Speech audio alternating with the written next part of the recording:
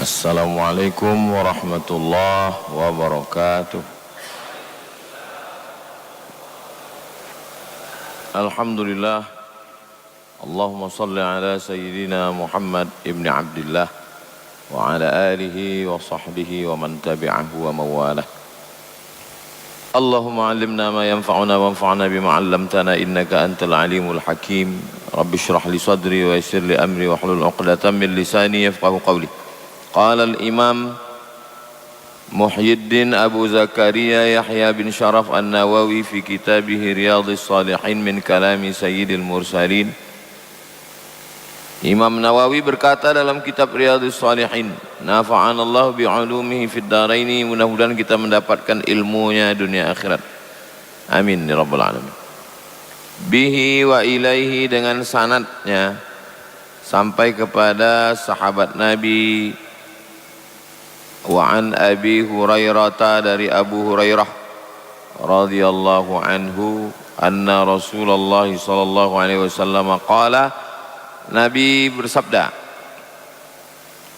ini hadisnya, "Lau ya'lamul mu'minu ma 'indallahi minal 'uqubati", seandainya orang beriman itu tahu hukuman yang sudah disiapkan Allah. Seandainya kita tahu hukuman yang sudah disiapkan Allah untuk kita, na'udzubillah, ma tami'a bi jannatihi ahadun, maka hilanglah keinginan untuk masuk surga. Tak ada lagi berharap mau masuk surga, saking kan takutnya sampai hilang keinginan. Wah, ini ada keinginan, ada ketakutan. Kalau bercampur di dalam hati itu keinginan, bisa hilang minatnya. Aku tak selera sarapan pagi nih. Kok tak selera? Saking takutnya.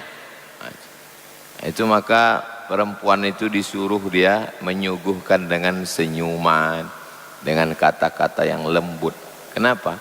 Karena bisa hilang selera, hilang keinginan disebabkan oleh ketakutan. Itu makanya suami itu, laki-laki itu lebih banyak mati duluan daripada perempuan. Itu bukan kata saya, itu survei itu. Diam, mati. Hilang keinginannya.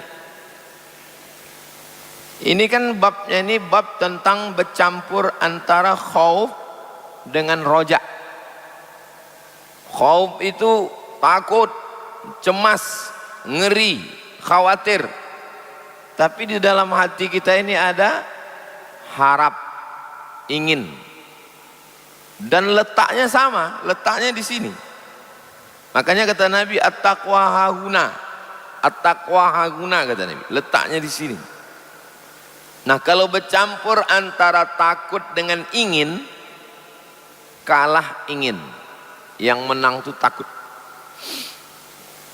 Maka jangan dipelihara rasa takut.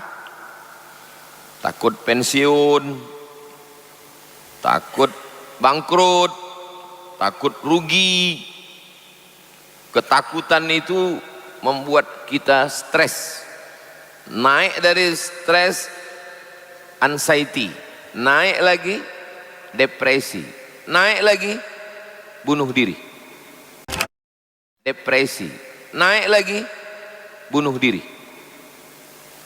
Sekarang ini banyak orang ketakutan. Takut dengan atasan, takut dengan pejabat, takut dengan penguasa, takut solar naik, Dexlite, itu mobil Navara di belakang sudah tak bergerak berapa hari. Membayangkan Dexlite 25.000. Hah? 23.800. Mendengarnya jadi hilang keinginan awak. Lau ya'lamul mu'minu ma 'indallahi minal 'uqubati. Seandainya orang beriman itu tahu hukuman-hukuman yang ada di neraka itu, ma tami'a bi jannatihi ahadun, hilanglah keinginan dia untuk mendapatkan surga. Ingin masuk surga, ingin mengalir sungai-sungai, ingin dapat buah-buahan surga, hilang keinginan itu saking takutnya. Kalau ibu tak percaya bahwa ketakutan itu menghilangkan keinginan, coba nanti balik dari sini, ibu tanya suami, bang, kalau nanti di surga pilihannya kau dapat bidadari sama dapat aku, kau pilih mana? Jalan. Pasti dia bilang kau aja lah, katanya. Nah, itu contoh dia udah ketakutan itu dah.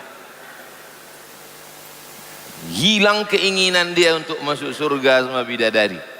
Saking takutnya dia.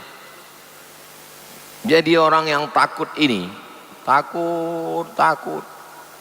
Asam lambungnya naik, gulanya naik, jantungnya naik, takut. Tapi kalau takut pada dunia,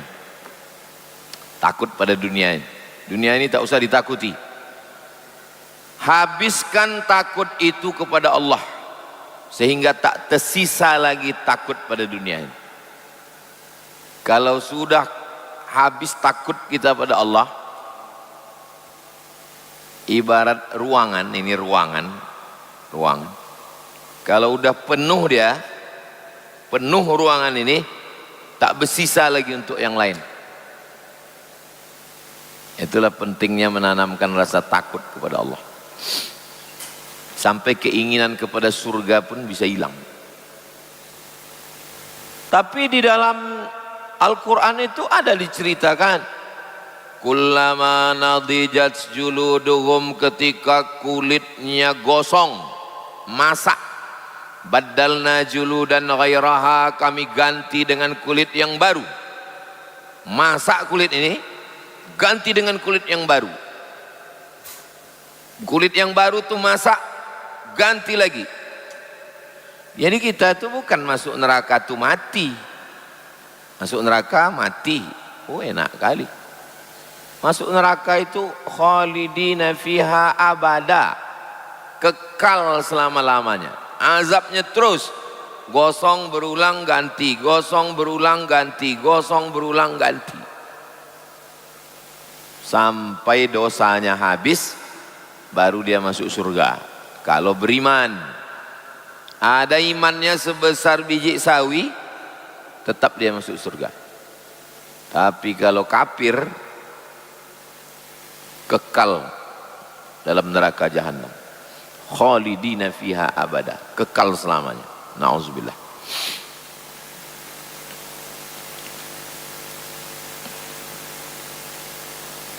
Tapi azab-azab itu sudah diceritakan dalam Quran. Hanya 0, sekian persen. Sama macam kita beli buku, biasanya di belakang ini ada preface. Isi buku ini adalah cuman sehalaman. Mana bisa buku 500 halaman diceritakan isinya sehalaman. Nah, begitulah lebih kurang tentang azab neraka itu. Nikmat surga itu pun begitu juga. Makanya orang-orang yang sudah sampai pada ainul yakin, menengok dengan mata sendiri. Apa beda kita dengan Nabi? Nabi itu menengok, kita baru mendengar. Azab neraka itu begini, azab neraka itu begini, azab neraka itu begini, mendengar. Sedangkan Nabi menengok. Kapan Nabi menengok? Isra Mi'raj. Mana dalilnya? Subhanalladzi asra bi'abdihi laylan minal masjidil harami ilal masjidil aqsa alladzi barakna haulah linuriyahu. Linuriyahu, kami mau memperlihatkan berubah dari sam'iyat menjadi ru'yat. Ru'yat, menengok. Makanya menengok bulan mau puasa itu disebut ru'yah, menengok. Semua ini sam'iyat namanya. Mungkar nakir, sam'iyat. Azab kubur, sam'iyat. Padang mahsyar, sam'iyat. Meniti-titian siratal mustaqim, sam'iyat. Neraka, sam'iyat. Karena kita cuma baru mendengar. Belum ada orang masuk neraka. Yang memadamkan neraka ada Makoli. Yang memadamkan neraka ada Makoli.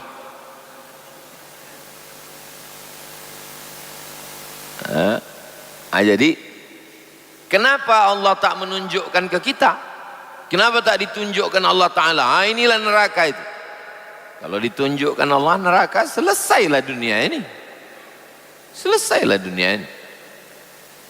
Jadi kalau ada orang enggak sabar dengan dunia ini, kenapa orang ada minum khamar, ada berjudi, ada berzina, ada korupsi, ya berarti kau masih di dunia.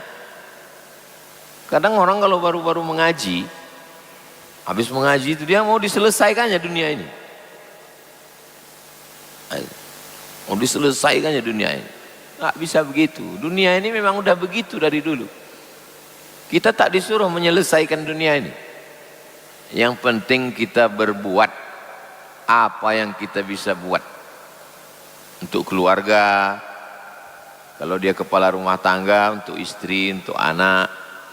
Ma'had Az-Zahra ini di Rimbo Panjang ini kira-kira apa yang bisa dibuat? Paling tidak untuk masyarakat sekitar aja dulu. Untuk ibu-ibu sore Jumat, anak-anak mengaji sini dari maghrib ke isya, bapak-bapak subuh Rabu.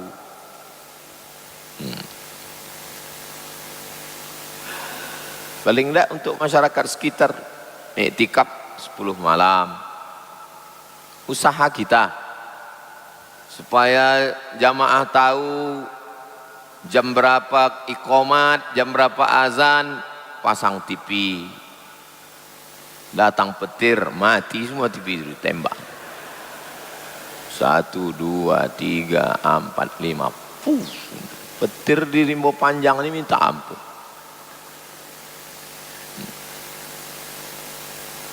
Tanam pokok kayu. Itu pokok kayu itu katanya bisa menangkap petir. Itu pokok kayu. Itu ikhtiar kita, usaha. Memang dunia ini udah begini dari dulu. Lau ya'lamul mu'minu ma indallah minal uqubah. Seandainya orang beriman itu tahu. Tapi bunyi hadisnya coba tengok. Mu'min. Bukan ya'lamul mar'u, orang. Enggak. Bukan ya'lamun nas, manusia. Enggak. Lau ya'lamul mu'min. Orang yang percaya. Rasa di sini. Rasa itu baru hidup, syaratnya percaya. Kenapa tak ada rasa? Karena tak percaya. Bapak masih ada rasa? Ada, karena Bapak percaya. Kalau sudah tak ada percaya, tak ada rasa. Ibu masih ada rasa? Setiap awal bulan aja Pak Ustadz. Berarti tingkat kepercayaannya menguat. Bisa dia melemah. Sama macam percaya itu bisa menguat, bisa melemah. Al-imanu yazid, menguat. Wa yanqus, melemah. Kenapa bisa tak ada rasa? Karena tak ada percaya. Rasa akan tumbuh karena percaya. Yang sekarang orang sudah tak ada percayanya lagi. Kenapa orang tak percaya? Gara-gara tokoh agama tidak mencerminkan agama, sehingga orang beragama kehilangan rasa pada agama. Aku udah nggak percaya lagi sama agama ini. Kenapa? Ini menengok berita-berita ini, dan orang yang benci sama Islam ini gara-gara nilai setitik rusak susu sekotak, tak sebelanga lagi, rusak udah, diangkat terus. Yang satu kejahatan seksual, yang satu kejahatan non seksual. Ini berita dinaikkan terus. Anak-anak muda yang goyang-goyang ini, kau mau pengajian? Ya, alah, Ustadz tuh itu juga. Apalagi Ustadz glowing ini kata dia. Untung saya hitam. Boleh saya putih, udah ketakutan jamaah ini udah nengok. Lau ya'lamul mu'minu ma indallah minal uqubati ma tami'a bi jannatihi ahadun. Lanjut. Walau ya'lamul kafiru ma indallahi minar rahmah. Seandainya orang kafir itu tahu kasih sayang Allah,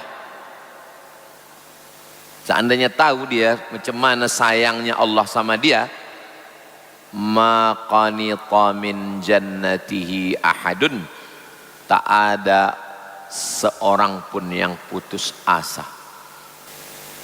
Angka bunuh diri paling tinggi di dunia bukan di Afrika. Panas Afrika itu 50 derajat Celcius, pasir, panas, hitam. Tapi angka bunuh diri paling tinggi di dunia Amerika, Eropa, Jepang. Orang Jepang tuh asal malu sikit, malu aja tertangkap, malu, balik ke rumah ambil samurai, harakiri, mati. Orang kita tertangkap, dadah katanya. Hebat nih. Maka orang itu pun terheran-heran orang Amerika, apalah makanan orang ini gitu. Bisa dia tak bermalu sikit. Lau ya'lamul kafiru ma indallahi minar rahmah. Seandainya tahulah mereka sayangnya Allah, ma qanita min jannatihi ahadun, tak ada seorang pun yang putus asa. Putus beras, putus sagu, putus gandum. Aslinya orang Melayu ini makan sagu. Kalau mau menengok orang Melayu makan sagu, pergi ke Selat Panjang, makan mie sagu. Aslinya orang timur sana makan sagu. Sagu itu dicampur air panas, cepat-cepat diaduk. Saya ada videonya tuh, video tutorial mengaduk sagu. Habis itu pakai supit gini kan, baru dicelupkan ke kuah kuning. Tak main kunyah lagi, lewat aja. Bagus makan sagu ini. Pertama, tidak ada karbohidrat bagi yang diet karbo. Yang kedua, tak capek mengunyah. Asal masuk gol, asal masuk gol. Ketiga, lama bertahan di lambung. Sagu masuk nasi. Tak ada riwayat Nabi makan nasi.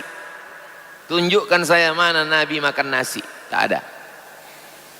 Maka kalau pakai definisi, kalau tidak dilakukan Nabi bid'ah, berarti makan nasi itu bid'ah. Dolalah berarti. Maka putus nasi, putus sagu, putus gandum, kita masih bisa hidup 3 bulan. Na'udzubillah, na'udzubillah. Kalau habis padi di Riau ini, kita masih bisa hidup 3 bulan. Putus air putih, na'udzubillah, masuk air Selat Malaka itu ke Sungai Siak, asin semua Sungai Siak ini, asin tanah Rimbo Panjang nih, kita masih bisa hidup 3 hari. Tak ada sagu, hidup 3 bulan. Tak ada air, hidup 3 hari. Tapi kalau sudah tak ada harapan, habis. Harapan tuh bahasa Indonesianya asa. Putus harapan, putus asa. Saya baru pulang dari Sarawak. Ada rumah besar dibangun oleh James Brooke. Tulisannya James Brooke. Saking jahatnya dia namanya Brooke. Orang Melayu menyebutnya Brooke. Apa tulisan di pintu masuk? Di pintu masuk itu ada tulisan. Tulisannya 1870 tahun 1870. Berarti sudah 256 tahun. Tulisannya di situ, haraplah selagi bernapas. Pas saya mau masuk tengok, haraplah selagi bernapas. Maksudnya selagi kita bernapas jangan putus harap. Banyak orang dia bernapas tapi udah tak ada harapan. Putus. Ini orang-orang begini nih, kalau malaikat maut datang, ini belum kucabut udah mati duluan. Belum dicabut lagi nyawanya udah putus harap. Jangan pernah putus harap. Saya tak pernah putus harap. Ini di depan masjid nih dulu semak, hutan, 4 petak, 6 petak, 6 petak tanah. Saya pergi ke Palembang, datang orang menyerahkan ke saya tanah di pintu tol. Ini pintu tol Palembang, strategis. Ini kuserahkan tanah ke Ustadz 6 hektar. Bulat tanah itu 6 hektar ke saya. Palembang. Padahal dulu kita kalau nonton berita di Palembang itu kan takut kita. Sikit-sikit tujah. Tanah 6 hektar dikasihkan. Saya serahkan ke Habib Mahdi. Sekarang dikelola oleh Ustadz Kemas Ali, Ketua Tim UAS Palembang. Pergi pula ke Pontianak. Ada orang Bugis, Puang. Dia mau menyerahkan tanah, tapi dengan syarat ke Ustadz Somad. 70 hektar serahkan. Dikelola oleh Ustadz Luqmanul Hakim. Di sini jangankan mengasih tanah, dibeli tak mau dia.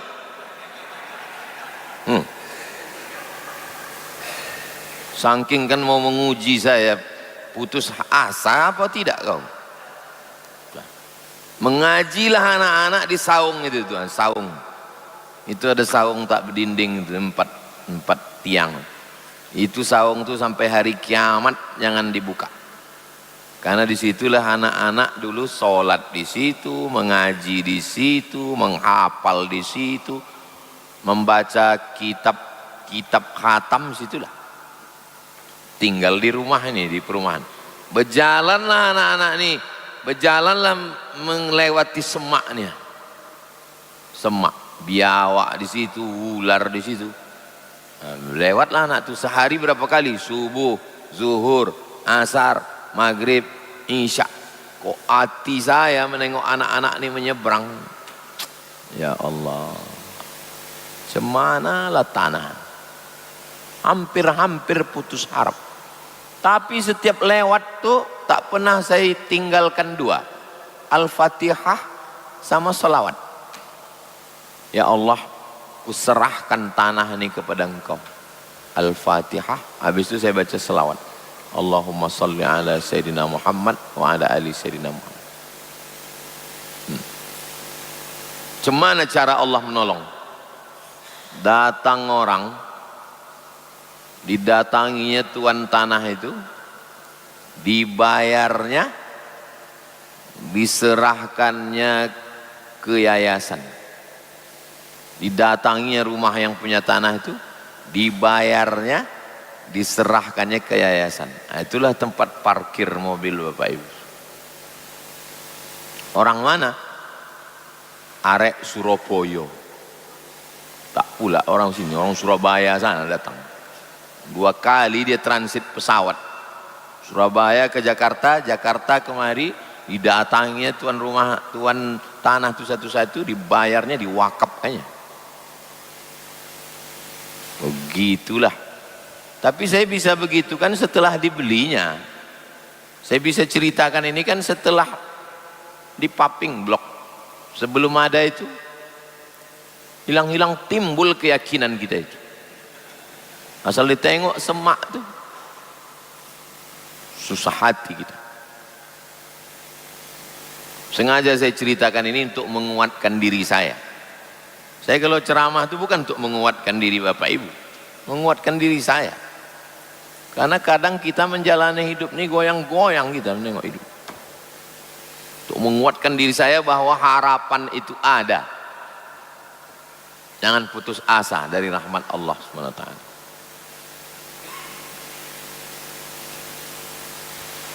Lau ya'lamul kafiru ma indallahi minar rahmah.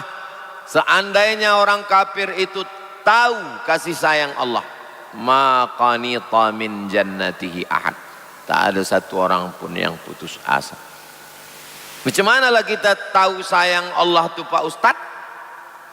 Macam manalah kita tahu sayang Allah? Balik nanti dari sini, pergi ke rumah sakit. Itu di Panam ini berapa rumah sakit? Makin banyak rumah sakit di Pekanbaru, makin banyak orang sakit dan makin banyak yang mati. Bukan makin lama orang hidup. Pergilah ke rumah sakit, tengoklah di situ. Kalau mau menengok kasih sayang Allah. Sudah diponis dokter, ketua masjid Pangkalan Kerinci. Bapak, urat kaki ini mesti dipotong. Rupanya di kaki kita ini ada urat. Dipotong, dinaikkan ke sini. Dibelah ini. Dinaikkan urat di betis itu ke sini. Sudah disiapkan Allah macam mobil serap. Itu kan bannya 4 tuh. Ada satu ban kalau bocor tuh. Jadi kalau tersumbat paralon yang ada di sini nih, ada paralon serapnya di kaki dipasang Allah Ta'ala. Potong. Dibelah ini. Bapak ini membayangkan belah ini takut dia. Takut ambo Pak Ustadz. Jadi bapak tak jadi. Enggak. Berapa bulan kata dokter tuh? 2 bulan bapak enggak mau, mati. Masih hidup sampai sekarang. Dokter yang ngasih tahu itu pula mati duluan. Itu pula mati duluan. Jangan putus asa. Jangan putus asa. Adik kelas kami, alumni Al-Azhar, sekretaris OIAA Riau, Organisasi Internasional Alumni Al-Azhar, sekretarisnya, namanya Ustadz Azril, meninggal jam 1 tadi malam. Jauh di bawah saya. Tak jumpa saya di Mesir. Saya pulang dari Mesir, dia belum berangkat. Masih muda. Subuh tadi buka handphone, itulah berita pertama. Ustadz Azril meninggal jam 1 tadi malam. Tidak pakai sakit. Kecapean. Lemah, bawa rumah sakit, meninggal. Kenapa saya masih hidup? Berarti beliau sudah bersih. Tak ada dosa-dosanya. Orang baik. Saya bersaksi beliau orang baik. Lembut. Supaya orang-orang baik ini cepat meninggal.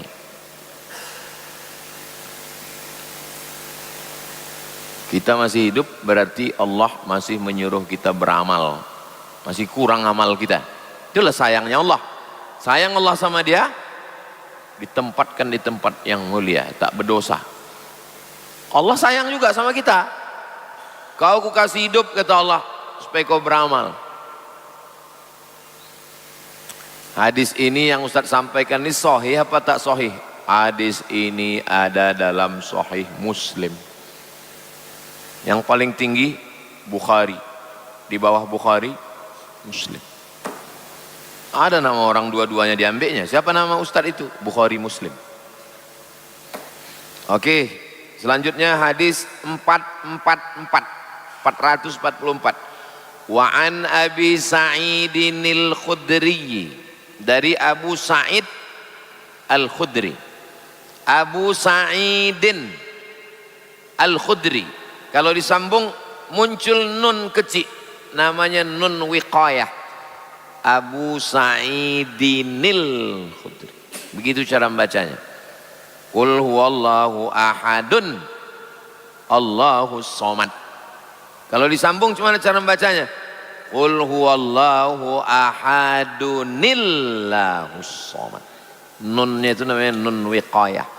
Wiqayah artinya menjaga supaya bisa dibaca. Karena kalau Qul huwallahu ahadun Allahus somad, cuma cara membacanya? Nun wiqayah namanya. Wa an Abi Sa'idinil Khudri radhiyallahu anhu anna Rasulullah SAW qala, Nabi bersabda, idza wudi'atil janazah annasu, idza wudi'atil janazatu, kalau janazah sudah diletakkan, wahtamalahan nasu, lalu orang memikulnya, awir rijal, orang memikulnya, ala a'naqihim, di atas tengkuk, memikul jenazah di atas tengkuk. Fa in kanat solihatan, kalau jenazah itu baik, orang soleh, qalat, apa kata dia? Qaddimuni, qaddimuni, cepat bawa aku, cepat bawa aku, cepat bawa aku ke liang lahat supaya berjumpa aku dengan amal soleh. Saya sudah menulis surat wasiat.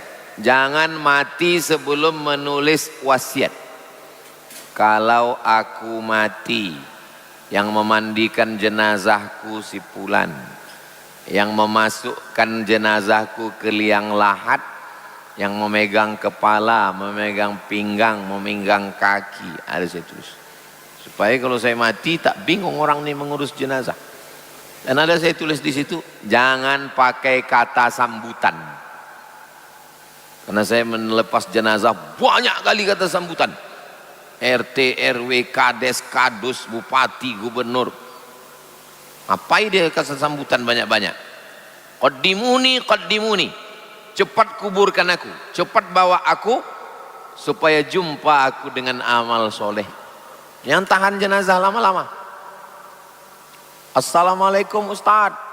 Waalaikumsalam. Ini kami lagi nunggu Ustadz ini di masjid. Kami kuburkan langsung atau gimana? Kuburkan langsung. Ustadz tuh macet di Panam. Panam nih termacet di Pekanbaru. Alhamdulillah pintu tol sudah siap. Jalannya belum. Jadi nanti kita tidak lewat Panam lagi. Masuk pintu tol kiri, terus langsung ke Simpang Bingung. Cepat kuburkan aku. Jangan tahan lama-lama jenazahku. Meninggal malam, malam tuh kuburkan. Jangan tunggu besok pagi. Wa in kanat ghaira salihatin, kalau dia tak baik, jahat, banyak dosanya, apa kata dia? Ya wailaha aina tadhhabuna biha. Oh celakanya, kemanalah kalian bawa badan jenazah ini? Ada yang bisa mendengarnya? Yasma'u sautaha, semua kullu syai'in, semua mendengar. Semua mendengar. Pokok-pokok kayu mendengar, ayam-ayam mendengar. Itu maka kalau ada kuburan, ada kuburan, coba perhatikan kuburan-kuburan. Kalau di kampung kan kuburan-kuburan tuh ada ayam, ada kambing. Kadang-kadang pas sedang makan tuh tiba-tiba temenung ayam tuh. Karena mendengar itu loh, mendengar azab. Kenapa tak didengarkan Allah aja azab tuh Pak Ustadz? Kalau didengarkan Allah azab kubur itu selesailah. Baiklah semua orang. Tak ada lagi pencuri, tak ada lagi pelakor, dan mendengar azab kubur semua. Ini dunia. Dunia ini kita disuruh berbuat baik karena percaya, karena iman, bukan karena menengok. Bukan karena menengok neraka. Bukan karena menengok. Makanya kalau ada orang, kalau memang ada azab kubur itu tunjukkan aku mana azab kubur. Tak usah kau tantang-tantang, nanti jumpa juga kau lama-lama. Azab kubur itu tak usah ditantang-tantang. Datang sendiri dia nanti. Tengok. Ada yang bisa mendengar azab kubur itu. Yasma'u sautaha, mendengar kullu syai'in, semuanya mendengar. Illal insan, kecuali insan. Insan tak mendengar. Binatang mendengar. Walau sami'ahu, macam mana kalau ada orang yang mendengar? Walau sami'ahu sa'iqa, seandainya didengarnya pingsan, mati.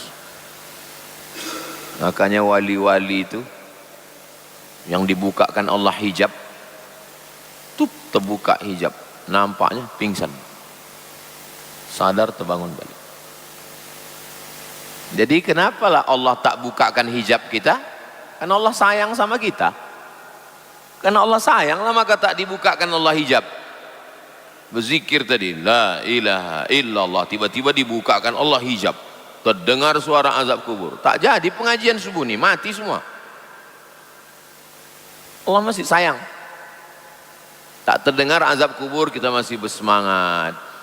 Semangat untuk bekerja, semangat untuk berdagang, semangat untuk bertani, semangat untuk berkarya. Didengarkan Allah bunyi azab kubur itu, terdengar kita suara dia menjerit, sa'iqa, pingsan, mati. Rawahul Bukhari. Hadis ini ada dalam Sahih Al-Bukhari. Hadis 445. Wa an ibni Mas'ud, apakah orang yang mati itu mengalami hidup lagi? Ini masih perdebatan antara kalangan agama dengan saintis. Kata orang agama, habis hidup ini kita mati lagi. Yahudi mengatakan habis hidup kita mati lagi. Nasrani mengatakan habis hidup ini kita mati lagi. Islam mengatakan habis hidup ini mati lagi.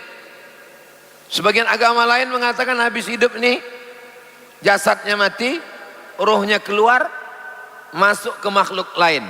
Namanya reinkarnasi. Tapi mereka meyakini masih hidup. Bedanya sama kita, rohnya keluar, kalau dia baik tempatnya illiyin, kalau dia jahat tempatnya sijjin. Alamnya namanya alam barzakh. Intinya setelah hidup nih badan tinggal, ruh tetap hidup. Tapi orang saintis, kalangan ilmu pengetahuan kata dia, aku tak percaya aku orang ini hidup lagi kata dia. Mana buktinya? Akhirnya ada seorang dokter yang tak percaya, dia buat percobaan. Gimana cara dia membuat percobaan? Orang mati kan tak hidup lagi. Dikumpulkannya 100 orang yang pernah mati suri. Yang mati tapi hidup lagi. Sebetulnya tidak mati itu, pingsan aja itu. Karena orang tak ada mati 2 kali. Tapi terpisah.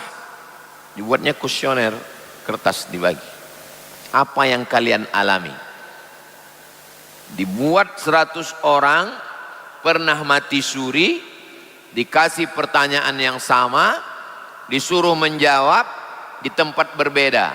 Setelah itu dikumpulkan kertasnya, ternyata jawabannya semuanya sama, walaupun dengan bahasa redaksi yang berbeda. Semua yang pernah mati suri itu jawabannya, aku melihat tubuhku keluar, kemudian aku dibawa melewati ruangan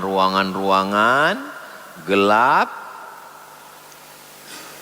Akhirnya aku berjumpa, ada yang berjumpa sama ayahnya, ada yang berjumpa sama maknya, ada yang berjumpa sama bininya, ada yang berjumpa dengan abangnya. Kemudian mereka mengatakan, ini bukan tempat kau, baliklah kau lagi. Pas balik itulah hidup dia lagi. Berdasarkan itulah orang yang tak percaya bahwa di dalam badan kita ini ada ruh, dan ruh ini hidup, waktu jasad ini tinggal, ruhnya tetap hidup. Nah, itulah mereka percaya, gara-gara percobaan ini. Cari nanti di internet tentang percobaan orang mati suri. Saya kebetulan di Pangkalan Kerinci jumpa sama orang pernah mati suri. Saya tanya, pernah mati suri? Iya. Apa yang dialami? Saya menengok badan saya ini keluar Pak Ustadz dari ruh nih. Keluar, nampak saya jasad itu saya tinggalkan. Terus ada yang menarik saya. Tarik, bawa. Habis itu saya dibawa ke beberapa ruangan. Habis itu jumpa saya sama mendiang almarhumah mak saya. Kata mak saya, ini bukan tempat kau, balik. Waktu disuruhnya balik itulah saya tersadar, bang, dulu tak mati, pingsan dalam waktu yang lama. Sama apa yang dialaminya.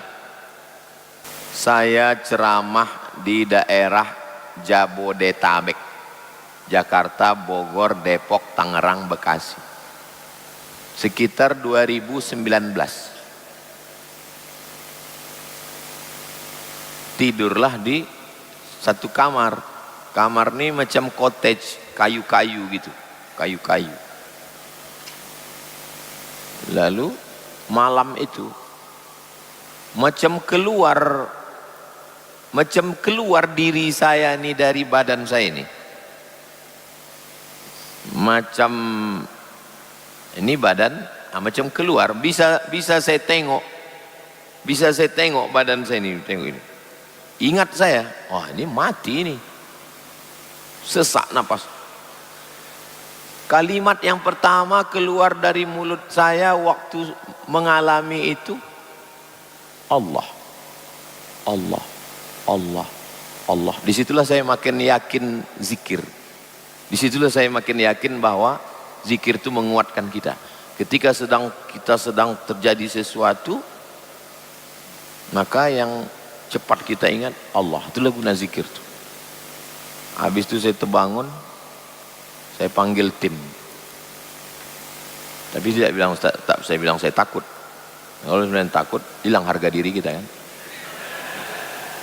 Ada Ustaz mimpi tak sedap tadi saya. Minum teh manis. Nah, yang begitu-begitu itu kadang dibuat Allah ke kita untuk meyakinkan kita. Kenapa tak semua orang dibuat Allah begitu? Ya itu kehendak Allah. Bisa jadi dibuat Allah untuk satu orang supaya dia bercerita. Kalau saya untuk meyakinkan saya. Karena saya waktu itu bersuluk 2017. Goncang juga. Percaya tak percaya saya. Iya zikir ini bisa menolong. Bisa tak zikir ini menolong. Nah, ternyata rupanya waktu kita menengok badan kita itu keluar, zikir itulah yang pertama menolong. Allah, Allah, Allah. Nah. Ada orang Pak Ustadz, waktu dia mimpi ketakutan yang pertama disebutnya bininya Pak Ustadz. Itu saking takutnya ke bini lah itu. Saking takutnya dia, bayang-bayang. Orang yang terlalu takut ini, kalau dia mati, itu dia tidak kena azab kubur. Saking udah terlalu azabnya di dunia. Hadis terakhir 445. Wa an ibni Mas'udin, nama dia Abdullah. Nama dia Abdullah, tapi tak disebut di sini. Ibnu Mas'ud. Ibnu Mas'ud bukan nama orang. Ibnu Mas'ud artinya anak Mas'ud. Nama kau siapa? Ibnu Mas'ud, anak Pak Mas'ud. Ibnu Mas'ud, anak Pak Mas'ud. Abdullah ibnu Mas'udin radhiyallahu anhu. Qala, dia berkata, qala Rasulullah sallallahu alaihi wasallam, Nabi Muhammad bersabda. Apa kata Nabi? Al jannatu, surga itu, aqrabu ila ahadikum, dekat. Jauh surga itu jauh di atas di langit. Enggak. Surga itu lebih dekat ke kamu min syiraki na'lihi, lebih dekat dari tali sendal, tali selop. Ini tapaknya supaya menyangkut di ibu jari dengan telunjuk ini dipasang tali. Sendal zaman dulu bukan begini, betali di tengah supaya tersangkut dia pasang. Surga itu lebih dekat daripada tali selop, tali sendal. Jauh tali sendal, itulah di kaki kita itu, dekat. Begitulah surga itu. Surga itu lebih dekat ke kita dari tali sendal kita. Kalau neraka, wan naru mithlu dzalik, neraka pun begitu juga. Neraka itu bukan jauh di sana, jauh di sana neraka, enggak. Lebih dekat dari tali sendal. Sahih hadisnya, rawahul Bukhari. Hadis ini ada dalam Sahih Bukhari. Bukhari bukan nama orang.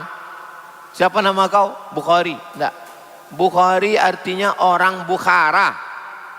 Bukhari orang Bukhara.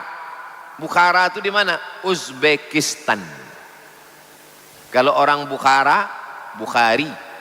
Orang Makkah, Makki. Orang Madinah, Madani. Orang Kampar, Kampari. Syekh Abdul Ghani Al-Kampari, 13 Koto Kampar, ulama besar.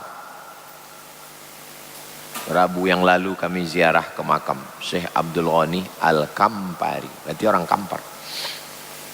Syekh Abdul Wahab Ar-Rokani, Rokan Hulu, Pasir Pangarayan.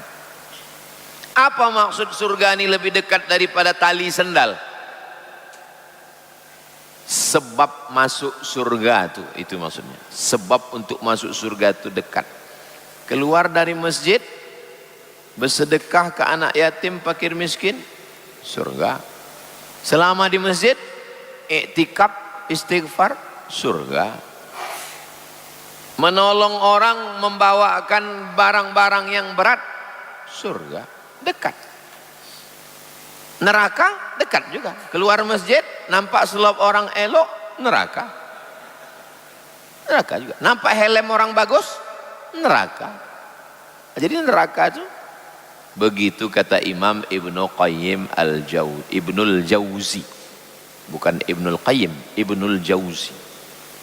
Makna hadis kata dia, anna tahsilal jannati sahlun, untuk dapat masuk surga itu mudah, semudah sedekat tali selop, tali selipa, tali sendal. Dengan cara apa? Bitashihil qasdi wa fi'lit ta'ah. Betulkan niat, beramal. Betulkan niat, beramal. Dan mau masuk neraka juga mudah. Dengan cara apa? Muwafaqatil hawa, ikutkan hawa nafsu. Paling mudah mau masuk neraka, ikutkan hawa nafsu. Diri kita ini bahasa Arabnya nafsu. Diri ini nafsu. Makanya kalau bilang orang, jangan kau urus diri kau aja, urus juga lah kami. Pak Haji, ketua rombongan, ketua kloter, jangan kau urus diri kau aja, urus juga lah kami. Jangan nafsi. Nafsi ini diri. Diri saya ini nafsi. Di dalam diri saya ini ada keinginan. Keinginan ini namanya hawa nafsu. Ingin makan, ingin minum, ingin itu, ingin ini. Itu namanya hawa nafsu. Hawa itu artinya keinginan. Oh, patutlah perempuan itu banyak keinginannya karena nama dia Siti Hawa. Hawa ini pakai Hawa. Kalau istri Nabi Adam tuh pakai Hawa. Itulah perlunya belajar bahasa Arab. Yang hawa nafsu itu pakai Hawa. Tapi kalau nama perempuan itu pakai Hawa. Apa beda dengan Kalau dipegang dada bergetar, ada getarannya ada Tapi kalau tak ada getarannya wa nafsin wa ma sawwaha bergetar. Bismillahi bergetar. Tak bergetar. Bismillahirrahmanirrahim. Hamim tak bergetar. Kalau bergetar itu ilmu tahsin namanya. Tajwid dengan tahsin sama, memperbaiki bacaan. Itulah 3 hadis kita subuh ini, 443, 444, 445. Pertemuan akan datang masuk bab baru, bab 54.